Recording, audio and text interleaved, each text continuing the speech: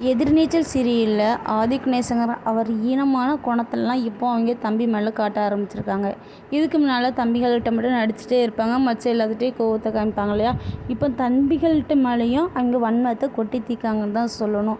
நீங்கள் முன்னேறி காட்டுங்கடா, என்னோடய காசை என்னோடய பேரை எங்கேயும் நீங்கள் யூஸ் பண்ணக்கூடாது, இந்த வீட்டில் இருக்க திங்ஸை எதையுமே யூஸ் பண்ணக்கூடாது. இப்போ நீங்கள் போட்டிருக்க ட்ரெஸ் வரைக்கும் சரி பயம் நான் விட்றேன், மற்றபடி எந்த திங்ஸையும் நீங்கள் எடுக்கக்கூடாது. தனியாக இந்த வீட்டில் இருந்து நீங்கள் என்ன வேணால் செய்யலாம், தனியாக தான் சாப்பாடு, அது உங்கள் தேவை நீங்கள் பார்த்துக்கணும்.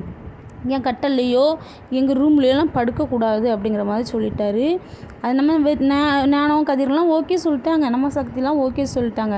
ஏன்னா காசுக்கு அவங்க என்ன செய்வாங்க, டக்குன்னு நீ வீட்டை விட்டு நீ வந்து தனியாயிரு அப்படின்னா ஒரு பொருள் யூஸ் பண்ணக்கூடாதுன்னா டக்குன்னு சொல்லும் பட்சத்தில் நம்ம கையில் காசு இருக்கணும். கதிர் நானும் இதுக்கு மேலே வேலைக்கே போகலை, அப்போ என்ன செய்வாங்க, நாளைக்கு நம்மக்கிட்ட வந்து தான் ஆகணும் அப்படிங்கிறக்காண்டி இந்த வேலையெல்லாம் நம்ம ஆதிகணேசன் பார்க்குறாரு. ஆனால் பிள்ளைங்க மேலே சொத்து இருக்கு இல்லையா, அதை நம்ம ஆதிகணேசன் சொல்கிறாங்க, உங்கள் பிள்ளைங்க மேலே சொத்து இருக்குல்ல, உங்கள் பேர்லையும் சொத்து இருக்குல்ல, எழுதி என் பேருக்கு தந்துடணும் அப்படி சொல்கிறாங்க. எல்லாருமே சொல்கிறாங்க எங்களுக்கு சொத்து தேவை இல்லை. நம்ம தாரா சூப்பராக சொல்கிறாங்க, பெரியப்பா உங்களோட பொருள் எங்களுக்கு எதுவுமே வேண்டாம், உங்கள் சொத்தும் எங்களுக்கு தேவையில்லை, எங்களுக்கு நீங்கள் படிக்கவும் வைக்க தேவையில்லை, எங்கள் அப்பா என்னையை படிக்க வைப்பாங்க, எனக்கு அது போதும் அப்படின்னு சொல்லி அந்த தாரா சூப்பராக பேசினா. அதில் பேசுகிறத பார்க்கவே நல்லா கேட்கவும் சூப்பராக இருந்துச்சு.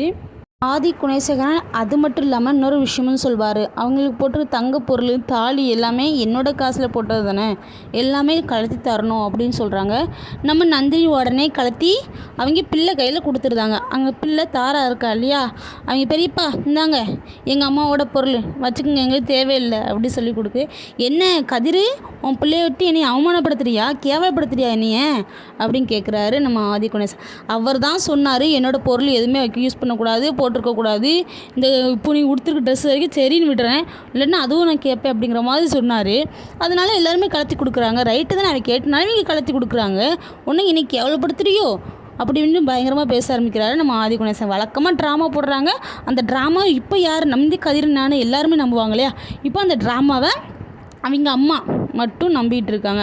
அவங்களையும் கூடிய சீக்கிரத்தில் ஆதிகணேசனை பற்றி தெரிஞ்சு இந்த பக்கம் வாய்ப்பு அதிகமாகவே இருக்குது. இப்போதைக்கு தெரியலல்ல, அதனால் மூத்த பையன் தொங்கிக்கிட்டு இருக்காங்க. மூத்த பையன் பாவம், எல்லாரும் அவனை கஷ்டப்படுத்துறீங்களே, அவனை ஒதுக்குறீங்களே அப்படி இப்படின்னு சொல்லிக்கிட்டு இருக்காங்க. விசாலாச்சு ஒரு நாள் கண்டிப்பாக படுவாங்க, அப்போ புரிஞ்சுக்குவாங்க.